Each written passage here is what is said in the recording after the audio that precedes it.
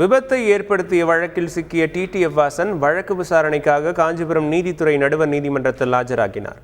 அப்போது விபத்தில் சிக்கிய இருசக்கர வாகனத்தை திரும்ப பெறும் வழக்கில் விசாரணையை 17ஆம் தேதிக்கு ஒத்திவைத்த நீதிபதி அதேபோல யூடியூப் சேனல் முடக்குவதற்கான வழக்கை வரும் 27ஆம் தேதிக்கு ஒத்திவைத்து உத்தரவிட்டார்.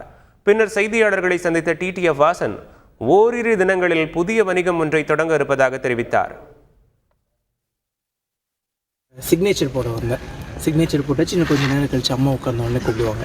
இங்கேன்னு போயிட்டு அலைச்சலாக இருக்குது. அது ஒன்று தான் ரொம்ப பிரச்சனையாக இருக்குது. டே ஃபுல்லாமே போயிடுது. இப்போ டைம் கிட்டத்தட்ட 3 o'clock பக்கம் ஆகிடுச்சு. இனி சென்னைக்கு திரும்பி கிளம்பி போகிறதுக்கு ஈவினிங் ஆகிடும். அவ்வளோதான், இந்த டே முடிஞ்சிடும்.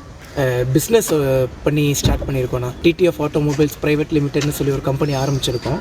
ஸோ எங்களோட கம்பெனியோட மோட்டிவ் என்னென்னா ரொம்ப குவாலிட்டியான பொருளை மலிவான விலையில் தரணும் அப்படின்னு சொல்லி. ஆட்டோமொபைல்ஸ் ப்ரைவேட் லிமிட்டோட அஃபிஷியல் லோகோ அண்ட் வந்து நம்மளோட ஜிபிஎஸ் லான்ச் ஆகிடும் அடுத்த வாரம் பஞ்சர் லிக்விட். இதுதான் நான் இவ்வளோ பிளான் போயிட்டுருக்குண்ணா.